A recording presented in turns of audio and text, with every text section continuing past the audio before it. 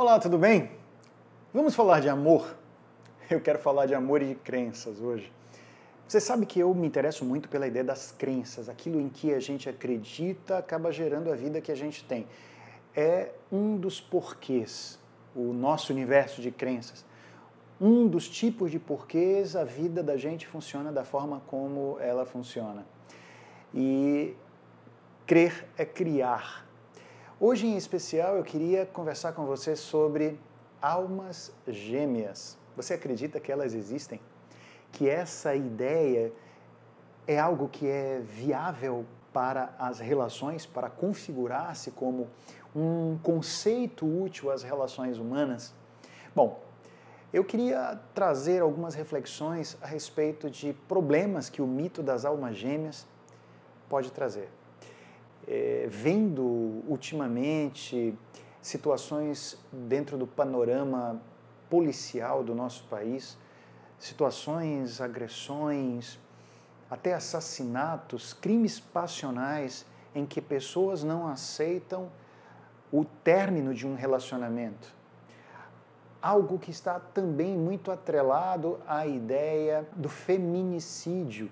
Maridos que matam mulheres, ex-companheiros, ex-namorados que matam mulheres porque não aceitam o término de um relacionamento, enfim. Coisas como essa têm acontecido e eu fico me perguntando, será que uma crença como eu e essa pessoa somos um? Uma crença como essa poderia também, de alguma maneira, jogar as pessoas para uma atitude criminosa? O que você acha? Eu tenho refletido muito a respeito de possessividade. O amor como uma espécie de motivação para que as pessoas se sintam agarrando as outras e mais, se sintam na iminência da infelicidade se por acaso os seus destinos forem apartados, se as estradas forem diferentes. E vamos perguntar, bom, e de onde vem o mito das almas gêmeas? De onde vem essa ideia de que uma pessoa foi feita para outra e precisam estar juntas para sempre? Alguém pode dizer, bom, o culpado é Sócrates. Lá no livro O Banquete, que narra a história de uma espécie de simpósio, de uma conversa entre filósofos, entre comediógrafos, entre intelectuais da época, surge esse mito. Bom, Platão, que escrevia os diálogos que Sócrates teve com outros pensadores da época, também não é o criador do mito das almas gêmeas. Este aparece dentro do livro O Banquete, de Platão, narrado por Aristófanes, que diz de uma espécie de ser que originalmente existia, criado pelos deuses, que era meio ovoide, e que, na verdade, era composto de dois seres juntos. Eram duas cabeças, 4 olhos, 4 ouvidos, 2 bocas, 4 braços, 4 pernas, e esses seres eram muito poderosos, muito fortes. Às vezes eram uma face masculina com outra masculina, às vezes eram uma face feminina com uma outra feminina, às vezes eram uma face masculina com outra feminina, enfim. Esses seres se tornaram arrogantes, orgulhosos, prepotentes e quiseram escalar o Olimpo para chegar perto dos deuses. Zeus, então, enfurecido, pensou em exterminá-los, acabar com eles. Mas depois pensou, puxa, nós próprios os criamos, por que nós iríamos agora destruí-los? E lhe veio a ideia de, vamos parti-los ao meio. E então, esses seres foram apartados, foram separados e as faces se perderam. Elas foram lançadas longe uma da outra. E dessa forma, elas se sentiram muito mais fracas. E com essa fraqueza, surgiu a vontade delas se encontrarem de novo. Por causa disso, elas passam a vida buscando essa outra face, essa outra parte, essa cara metade que lhe foi arrancada.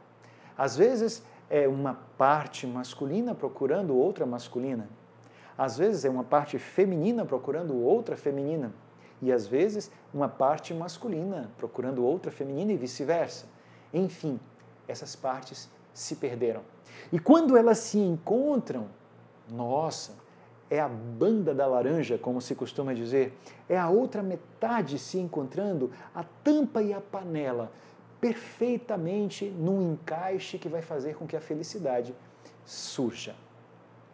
Este é o mito que Aristófanes contou em O Banquete. E agora vamos pensar em 5 grandes características que podem trazer prejuízos para as relações e para a própria vida das pessoas que acreditam piamente que a alma gêmea é uma verdade, é um fato.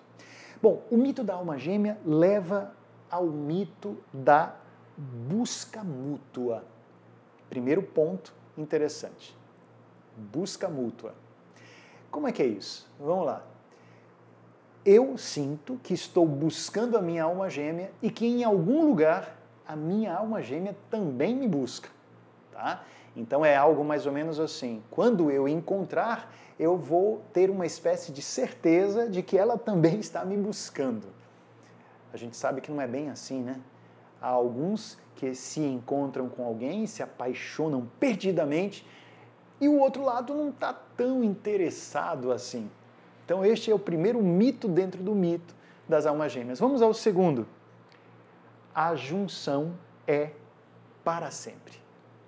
Essa junção, esse encontro, uma vez que aconteceu, agora é para todo o sempre. Será? Será que os momentos em que as pessoas encontram grandes amores, para ser bons, precisam ser eternos? Quantos são os relacionamentos muito longos e absurdamente infelizes? Quantos são os relacionamentos muito breves e intensos e cheios de coisas positivas para os lados envolvidos? Então, é um outro mito dentro do mito de que, na hora em que a junção acontece, que o reencontro se dá, seria para sempre. Vamos ao terceiro? O reencontro é sempre feliz. Nem sempre.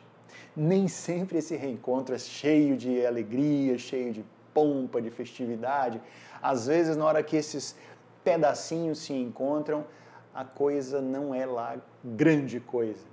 É muita confusão, é muita cobrança, é muita possessividade, porque se eu acho que o outro é minha metade, eu preciso me apoderar desse outro, porque senão, se ele sai da minha frente, eu vou viver uma vida infeliz. É uma situação de jogar sobre o outro também a responsabilidade de que ele me faça feliz. E possessividade não tem nada a ver com amor. Segundo Carl Gustav Jung, criador da psicologia analítica, poder e amor são sombra um do outro. Se podemos pensar num contrário para o amor, não seria o ódio, não seria a indiferença. Para Jung, o oposto do amor, o contrário do amor, é o poder. Se eu me apodero do outro, eu não o amo. Se eu o amo, mais liberdade eu ofereço a esta pessoa, para que ela seja quem ela é. Quando eu me apodero de alguém, eu impeço que essa pessoa seja quem ela é. Vamos para mais um ponto, mais um mito, o mito 4 dentro do mito das almas gêmeas, de que vale a pena esperar. Como é isso? Se eu acredito que a alma gêmea existe, que está me buscando, eu passo a minha vida esperando por ela. Quem sabe até você que está me assistindo aqui já viveu ou conhece pessoas que vivem assim. Elas não são felizes em tempo presente, elas estão sempre esperando que a alma gêmea apareça, que ela aconteça, que ela volte, que ela seja descoberta e que a descubra. Enfim, esse processo de esperar me lembra, por exemplo, uma canção do Chico, lembra? Carolina, os seus olhos tristes, né? Lembram disso? O tempo passou na janela, a vida passou na janela, só Carolina não viu. Que é uma ideia muito própria dessa realidade de ficar esperando. esperando, esperando. E por fim, o quinto mito dentro do mito, o ser perfeito. Então, se eu imagino que a alma gêmea está vindo na minha direção ou de que eu estou indo na direção dela, ela precisa ser perfeita. Tem que ser absolutamente sem mácula. Eu desumanizo o outro se eu acredito que esse outro é a minha alma gêmea. Porque eu não posso admitir nenhuma falha, não posso admitir nenhuma imperfeição. Este outro precisa me completar da maneira mais perfeita possível. E quando faço isso, eu estou me afastando da minha condição de ser gente e tirando o outro dessa condição fabulosa que é nós somos humanos, com tudo que temos de humano.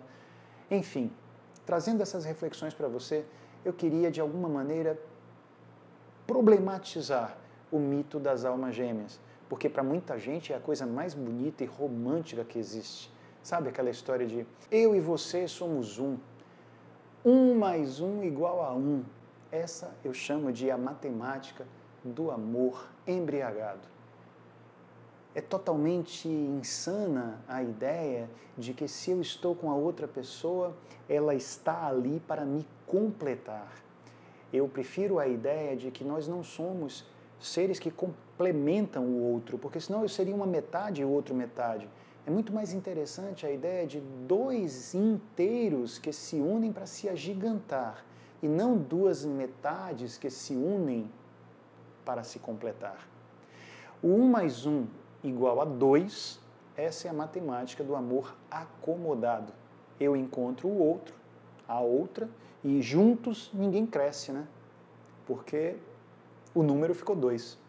Na primeira ideia, 1 mais 1 igual a 1. Eu e você somos 1. Alguém está se perdendo para fechar essa conta.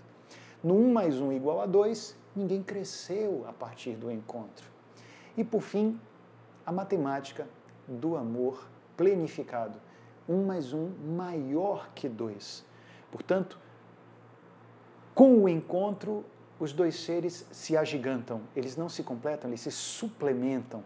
É como se nós tivéssemos na vida com o outro a possibilidade de fazer com que as nossas forças aumentassem. Eu me torno maior, o outro se torna maior. Enfim, juntos para crescer e não juntos para que assim possamos formar um único inteiro.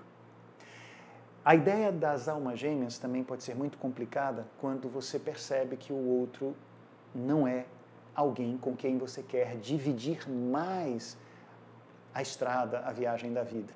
Ou quando o outro percebe que você não é a pessoa que ele quer ter ao seu lado. Mas se vocês já se fantasiaram de almas gêmeas, fica muito mais difícil esse desenlace, essa caminhada em estradas diferentes. E às vezes as pessoas ficam muito infelizes, arrastando uma relação que já não tem mais qualquer tipo de sentido. É como se a gente pudesse dizer que o prazo de validade está vencido e as pessoas continuam insistindo, se alimentando deste amor que já causa muito mais prejuízo do que benefício. Já não alimenta mais. Eu gostaria até de dizer para você, não troque nunca um feliz por 2 infelizes. Portanto, nada de banda da laranja, nada de metade com outra metade, nós somos inteiros que merecemos nos agigantar nos encontros. Que a vida seja construída com laços. A convivência seja feita com laços e nunca com nós. Esse nós é a partir do laço e não do nó. Valeu? Super beijo, abraços e amem muito, amem bastante, sempre confiando que o amor próprio, a autoestima, é o amor original e mais importante. Até o próximo vídeo.